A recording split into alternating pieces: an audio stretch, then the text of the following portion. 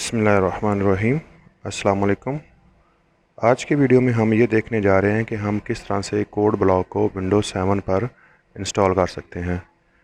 तो जब हम इसको इंस्टॉल करते हैं तो उसमें एक एरर भी आ रहा है, तो इंशाल्लाह उसको भी हम देखेंगे कि हम उसको किस तरह से फ़िक्स कर सकते हैं। तो अब हम अपनी वीडियो का आगाज़ करते हैं और हम देखते हैं कि हम किस तरह से कोड ब्लॉक को विंडोज़ 7 64 बिट वर्जन पर इंस्टॉल कर सकते हैं। 32 बिट पे आप ना ही इंस्टॉल करें तो बेहतर है, क्योंकि उसमें काफ़ी जो है वो पेचीदगियाँ आ रही हैं।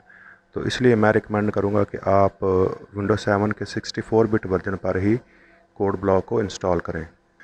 तो यहाँ पर मैंने जो है वो कोड ब्लॉक को पहले ही डाउनलोड करके रखा हुआ है। तो ये देखें, ये जो मैं सिस्टम इस्तेमाल कर रहा हूँ उसके अंदर रैम जो है वो 2 GB लगी हुई है और जो ऑपरेटिंग सिस्टम है वो 64 बिट का है। ठीक है, तो इसके अंदर जो है हम वो इंस्टॉलेशन करते हैं। तो ये कोड ब्लॉक मैंने पहले ही डाउनलोड करके रखा हुआ है 64 बिट का वर्जन। तो ये मैं आपको लिंक जो है वो मैं डाल दूंगा डिस्क्रिप्शन में, आप उधर से इसको डाउनलोड कर सकते हैं। तो मैं डबल क्लिक करता हूँ ताकि हम इसको इंस्टॉल कर सकें। तो इसके बाद हम ज़रा यहाँ पर यस का मैसेज आएगा, हो जाएगा, तो यहाँ पर नेक्स्ट करेंगे और उसके बाद देखें यहाँ पर ये श्योर कर लें कि ये MinGW का सेटअप सिलेक्टेड है और all plug in and tool just everything जो है वो भी वहाँ पर सिलेक्ट हुआ है। तो ये दो चीज़ें श्योर करने के बाद आपने नेक्स्ट के बटन पर क्लिक कर देना है और यहाँ पर भी आपने इंस्टॉल के बटन पर क्लिक करना है और यहाँ पर आपने इंस्टॉल के बटन पर क्लिक करना है। और जैसे ही आप इंस्टॉल के बटन पर क्लिक करेंगे तो इसकी जो इंस्टॉलेशन है वो यहाँ पर शुरू हो जाएगी। तो यहाँ पर जो है वो थोड़ा सा टाइम लगेगा आपको इंस्टॉलेशन में। तो अब आप देख रहे हैं जिस तरह से ये इंस्टॉलेशन हो रही है, तो तब तक हम ज़रा इसका वेट करते हैं।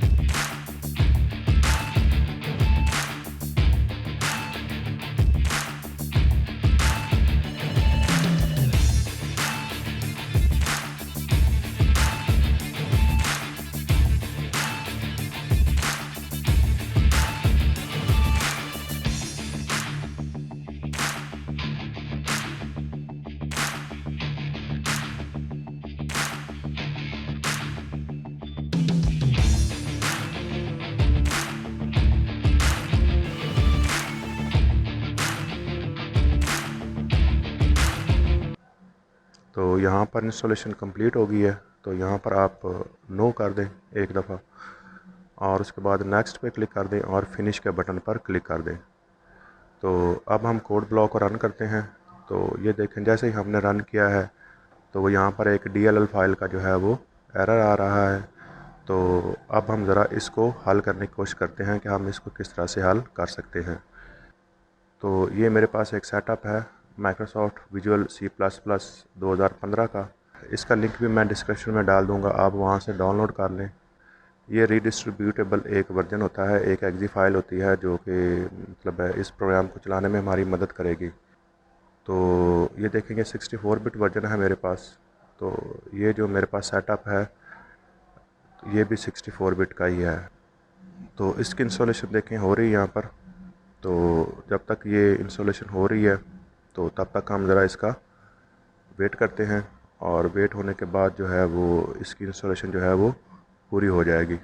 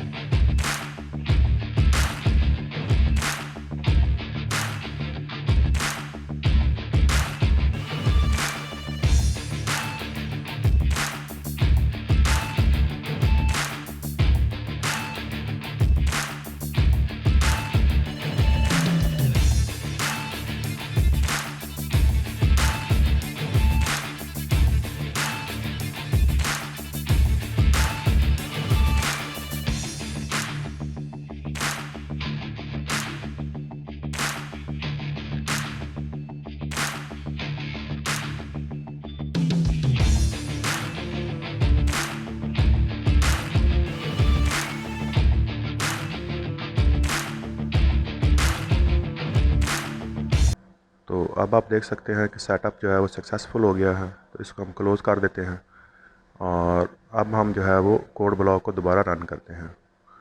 तो उस पर मैंने डबल क्लिक किया है, तो अब जो है वो कोड ब्लॉक जो है वो लोड होना शुरू हो गया है। जिस तरह से आपको नज़र आ रहा है, कोड ब्लॉक का जो पहला जो स्प्लैश स्क्रीन है वो हमको नज़र यहाँ पर आ रही है। तो यहाँ पर आपने GUCC के कंपाइलर को सिलेक्ट करना है, सेट एज डिफ़ॉल्ट करना है और उसके बाद आपने ओके कर देना है। ये जब पहली दफ़ा हमारा कोड ब्लॉक रन होगा तो उसमें आपको ये सिलेक्ट करना होगा। यहाँ पर बस आप ओके के बटन पे ही क्लिक कर दें। तो अब हम क्या करते हैं कि एक छोटा सा प्रोग्राम बनाते हैं टेस्ट करने के लिए। तो उसके लिए पहले मैं एक फ़ोल्डर बना लेता हूँ और उस फोल्डर का नाम मैं रख देता हूँ प्रोग्राम्स, ठीक है, और ओके कर देता हूँ। और प्रोग्राम्स फोल्डर के अंदर जो है मैं वो एक फ़ाइल बना लेता हूँ, न्यू फाइल में जाकर, और इसका नाम मैं रख देता हूँ hello.c, क्योंकि हम C लैंग्वेज की प्रोग्रामिंग कर रहे हैं तो इसलिए मैंने .c लिखा है और ओके के बटन पे क्लिक कर दिया है। अब मैंने उस फाइल पर डबल क्लिक किया है तो open inside code block editor को आपने सेलेक्ट करना है और ओके के बटन पर क्लिक कर देना है। तो यहाँ पर हम कोई छोटा सा प्रोग्राम बना लेते हैं जल्दी से, जिस तरह से मैंने यहाँ पर इंक्लूड लिख दिया है और इसके अंदर मैं stadio.h की फ़ाइल जो है वो मैं डाल देता हूँ और मैं एंगल ब्रैकेट को क्लोज़ कर देता हूँ और उसके बाद यहाँ पर मैं इंट मेन लिख देता हूँ और उसके बाद जो है वो करली ब्रेस में लगा देता हूँ और यहाँ पर मैं प्रिंट एफ लगा देता हूँ और इसके अंदर मैं कोई एक स्ट्रिंग डाल देता हूँ, जिस तरह से मैंने यहाँ पर लिख दिया है हेलो फ्रॉम कोड ब्लॉक, ठीक है।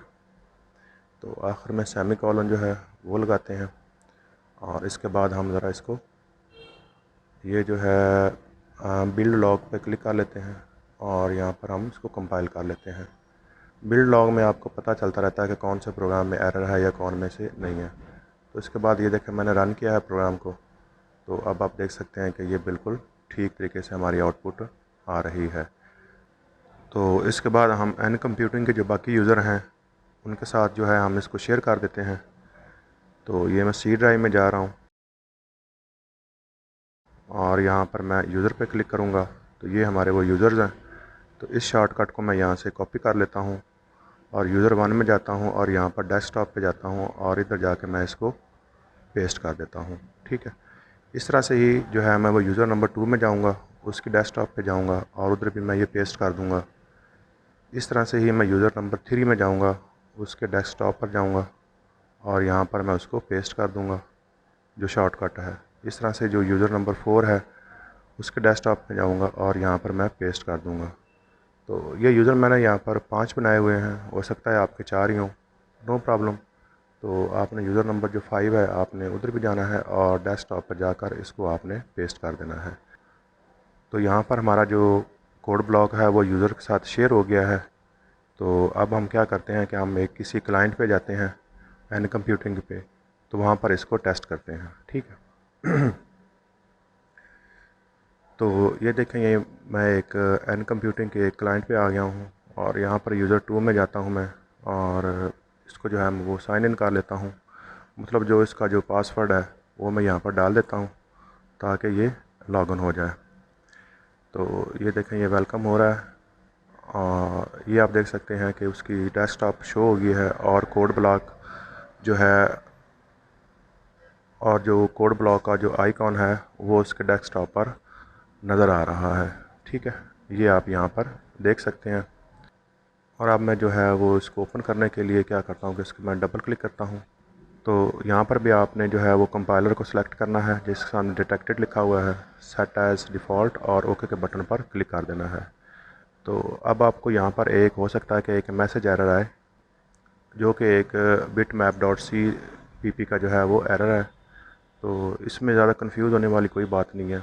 अगर ये आ भी रहा है तो नो प्रॉब्लम।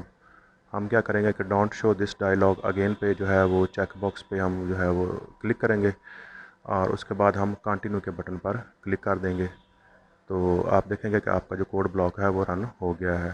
तो यहाँ पर कुछ भी नहीं करना है, सिंपल आप जो है वो ओके के बटन पर क्लिक कर देते हैं और ये वो हमारा फ़ोल्डर है जिसके अंदर हमने लास्ट टाइम प्रोग्राम बनाया था। तो ये हमारी फ़ाइल है, तो इसको हम ओपन कर लेते हैं।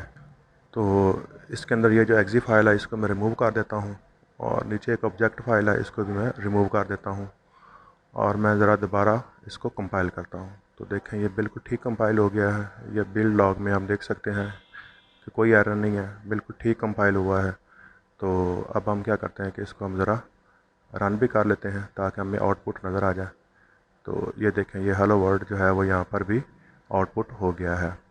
तो मतलब हमारा एन कंप्यूटिंग पे भी अब हमारा जो कोड ब्लॉक है वो ठीक काम कर रहा है, और मेन होस्ट पे भी हमारा जो एन कंप्यूटिंग है वो ठीक काम कर रहा है। तो अब आप ये देख सकते हैं कि ये मेरे एन कंप्यूटिंग का लैब का जो सेटअप है, तो इसके अंदर सभी के अंदर जो है ना वो बिल्कुल ठीक तरीके से ये काम कर रहा है। तो आप जो है वो कोड ब्लॉक को अपने सिस्टम पर इंस्टॉल कर लेंगे और एन कंप्यूटिंग के साथ आप इसको कॉन्फ़िगर भी कर लेंगे। अगर आपको कोई मसला पेश आ रहा है तो मुझे कमेंट सेक्शन में बता दीजिएगा, सॉल्व करने की पूरी कोशिश करूँगा। मुझे इजाज़त दीजिए। अल्लाह हाफ़िज़।